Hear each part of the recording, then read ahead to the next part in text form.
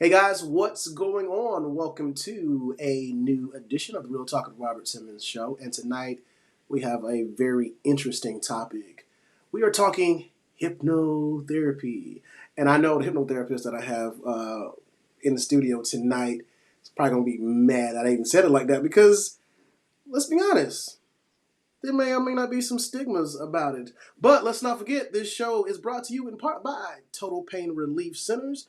Make sure you go visit them at tprfla.com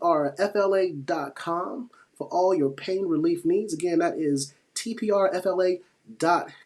So without further ado, I'm going to bring on the woman, the myth, the legend, Miss Kourtney Coleman. How are you? I'm good. I've never been introduced as a myth before, so I do exist. She's real, guys. She's real. So, all right, we're talking hypnotherapy. Um, let's just be real. When you think of it, some of us, it's a holistic, I guess, way of looking at some things. And movies have not done a really great job at portraying hypnotherapists. It just kind of has like a person, you know, waving this wand, and you're getting very, very sleepy, and then somebody goes and kill a bunch of gorillas or something crazy. Um, Give us a little bit of your background first, then we'll get into the juicy stuff. My background. So I have always, in some shape, form, or format, done something where I would be able to help people be who they were created to be. And this was like a godsend for me because it allows me to bring to my business in totality who I am. Um, it's a wonderful modality to be able to work in and to be able to help people and it have a lasting effect and impression in their lives. So people can be totally transformed and it's something that stays with them. Um, as self-care, it's always something that you have to work on. And I've been in a over 10-year journey myself. So I've had hypnotherapy and I've had it transform me in ways that all those other things that I've done have not been able to touch at all. So I am a interpersonal, a transpersonal, and a clinical hypnotherapist. Okay, we're gonna break those down later in this series, but we have some myths we're gonna talk about, and I believe you have six of them tonight. Can we discuss that a little bit? I just kind of started off the show in a very lightful, playful manner, but there are a lot of myths out there behind the hypnotherapy. I found out recently that we actually hypnotize ourselves a lot almost each and every day, even something as simple as driving. So a lot of it, I think, is it's probably a lack of education in the sense of one being just brought aware of what this is. So let's get right into some of these myths and what it is. Well, I actually want to go back to your introduction. So the thing about it is, Hollywood wouldn't be Hollywood if it didn't add fact Hmm. and fantasy together with some really great writers to make you believe what you're seeing is true. That's what their gift is, right? And they do it really, really well. And I've seen movies, and the great part about having the education is you get to understand, oh, that's true, but I see how they put it in this particular situation that could look very dangerous and make people believe that this is the thing that can happen. And that's what sticks in their mind because they're writers and that's what they do best. But here is what I want to plant a seed for everybody. No matter what type of care that you are getting, it could be somebody fixing your food. It could be going to a regular general practitioner. It could be going to a dentist or a hypnotherapist. You have to trust the person. If you don't, you shouldn't be, getting their services. You have to be in alignment with that person or whatever their beliefs are, because if you're not going to feel comfortable. So when you go to a regular doctor, don't you like check them out, see what the ratings are, see what type of doctor they are, see if they, the complaints. Like, you have to do that with everybody Some because of us, everybody has morals. right. Do what? I said some of us don't do that. We'll just say, hey, he said he's a doctor, so Oh. must be right. Well, okay. So some people go and they check them out, and you're like, oh, I didn't like that doctor's bedside manner, so I'm not going to go. Like, that doctor could be prescribing to you pills that aren't helping you because they're in bed with the pharmaceutical company. And so you're taking these pills, which makes you keep having to go back to the doctor. So there has to be trust there. So the bottom line, the seed that I want to point and give to everybody is you have to trust the physician, no matter what type of service, the dentist or whoever. It's just a foundational thing that you have to have. Can we agree? Uh, Absolutely. I'm 100% on board. Trust is key, especially when you're trusting your life or your mental state in this instance to someone. I highly recommend that you trust them. So you want to make sure they have good morals and that you feel okay when you're with them, because you believe that they can give you the best care and the quality of care that you're looking for. So that's just the foundation that I want to lay down. So now, if you want to think about, like you said, some movies and things that they show, um, just like with any topic, Hollywood takes fact and fantasy and twists them and makes them very appetizing. So today I'm going to share with you some of the myths. I do have the 10 myths on my website, but I'm going to share with you 6 of them today.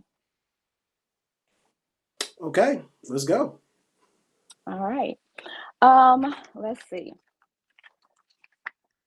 Well, okay. You tell me a myth and or something that you have a concern about. Let me do that first.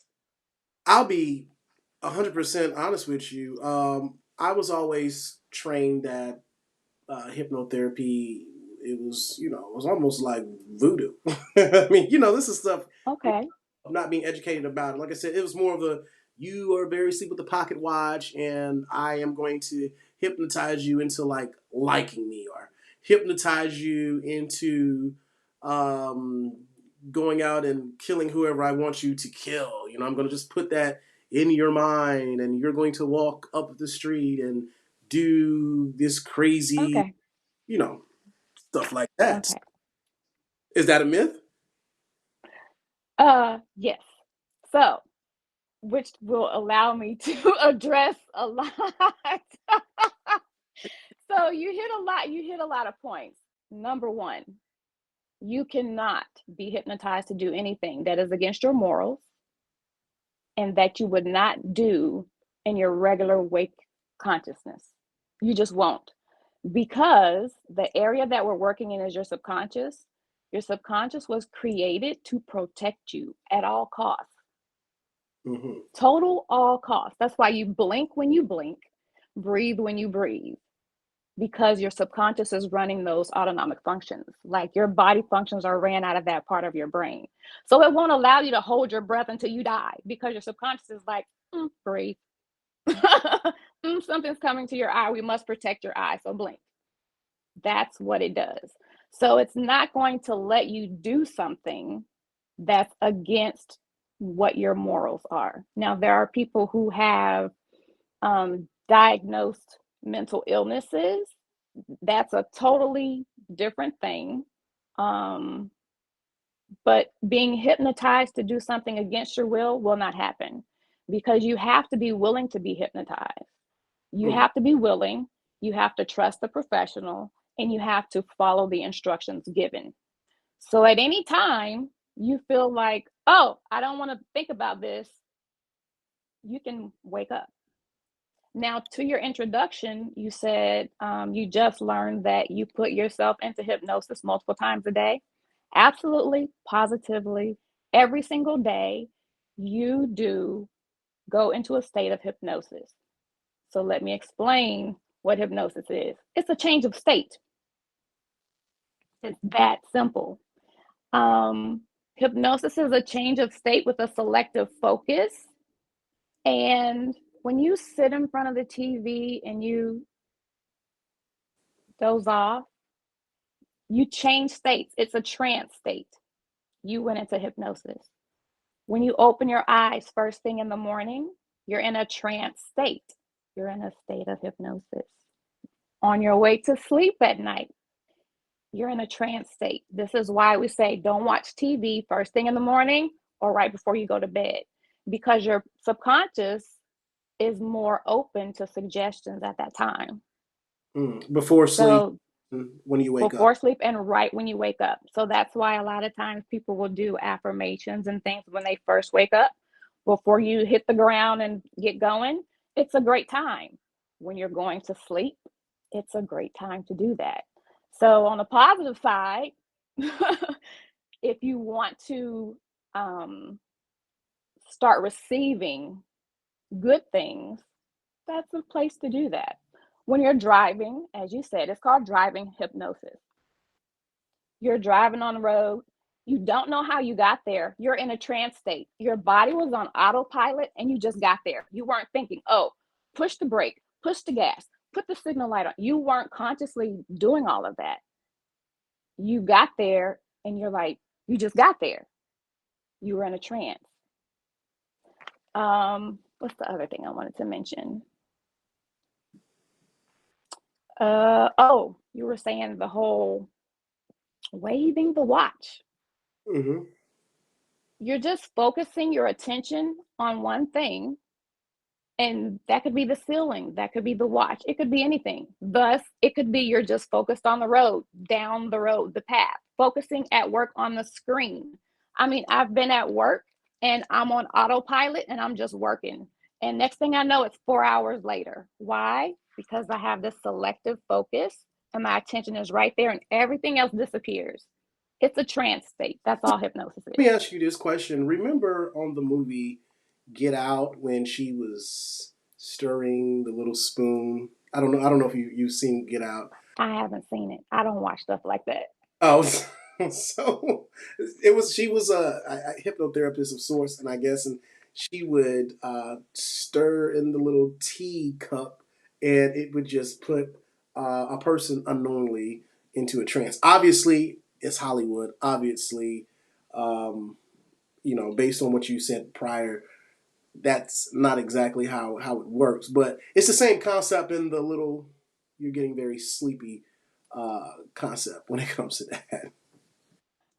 To a point, because I don't know, because I haven't seen the movie, so I don't know if they were at the hypnotherapist's office and the hypnotherapist said, when you do this thing, you will do this. I don't know because Right. I haven't seen the movie. Um, but in a session, I could say when I snap my fingers, you'll go to the first time you heard this or saw this. So I don't know if that's a trigger that was embedded or not. I do know of recent movies which does a really good job of putting fantasy and fact together. I don't even want to mention it, but it does a really great job because I've had people call me and say, "Oh my God, did you see this movie? I'm never gonna do this," and I'm just like, "Really? You're calling me to tell me this?" You know what I do? And I watched the movie, and I could see how it would scare the daylights out of people. But again, you have to trust the person that you're putting yourself in the care of. So, with that, myth number one, many people cannot be hypnotized. 90% of all people can be hypnotized. And that means there's two ways that people are hypnotized. One, when you're doing it yourself, self hypnosis, and you're driving and all of those other ways that I mentioned before, or someone leads you into that state, into that trance state. And that's the third party, the certified trained professional, not the magic show. So let's address that. I don't make people quack like ducks or do things that they wouldn't want to do or make somebody fall in love with somebody or go kiss somebody or go kill somebody. Why? Because that's against my morals, number one. Um, but you will never do anything against your morals. So the shows, they're meant for entertainment. I have dry jokes, so I'm not a really good person to, you know, be on the stage to do a show, but the person wants to do those things. And the trained hypnotherapist, well, those aren't necessarily hypnotherapists. The trained hypnotist can spot the people who are very willing to do things. And so they pick those people. And that is for entertainment. I'm not for entertainment, I'm for transformation. Okay. So I picked my path. I don't do entertainment. So if that's what somebody's looking for, I'm not the person. Okay. So the second myth. Hypnosis is anti-religious, which I'm glad you brought up what you did. So that was the other fact I was looking for. There are no religious connotations um, And associated with hypnosis. now wait a minute. So, so think about it. I just told you, driving down the highway, Right. getting ready to go to sleep, first thing when you wake up, when you're focused at work on the computer, like that has nothing to do with religion, and you changed your state.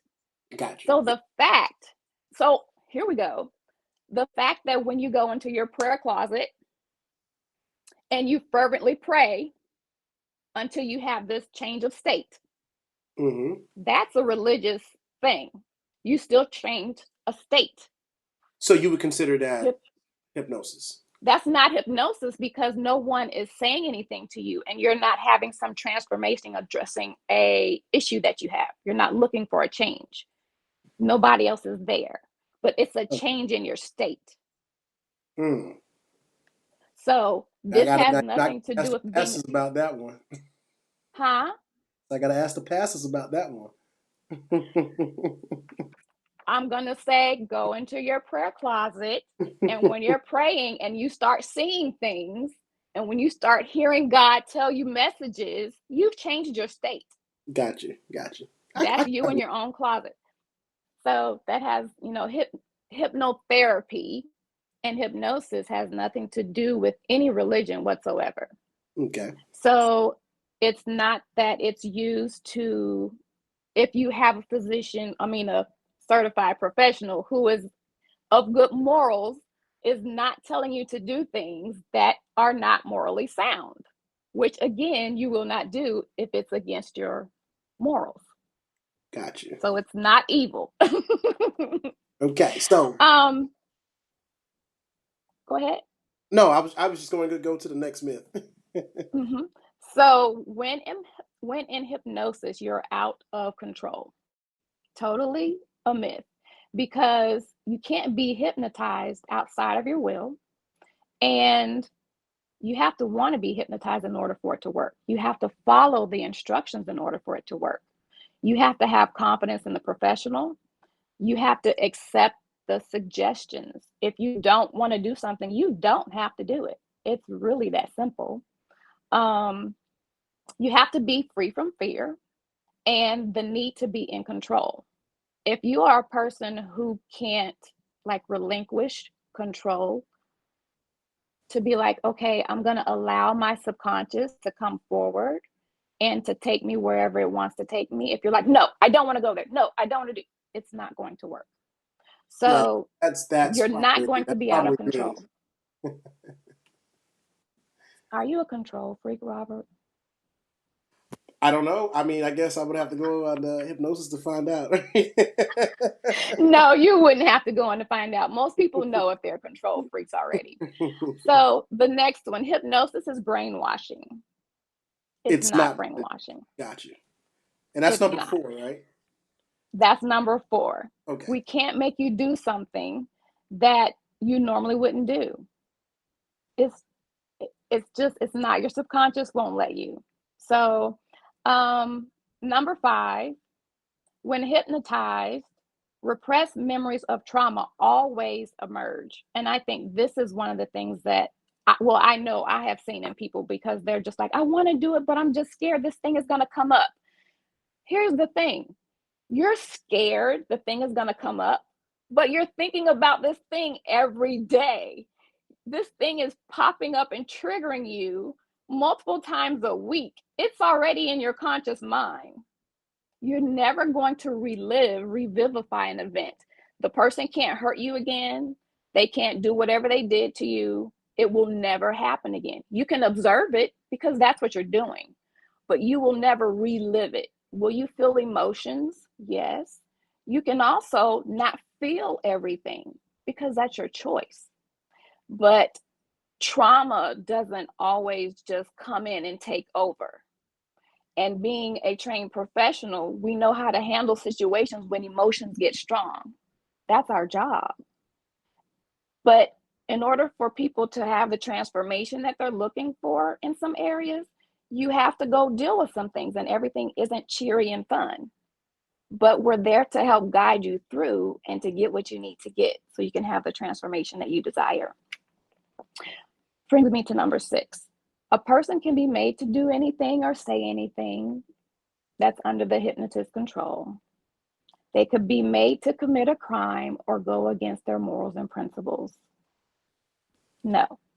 Fact, in hypnosis, a person will not go against his or her morals or principles. You can't commit any antisocial acts, and nobody has any power over you.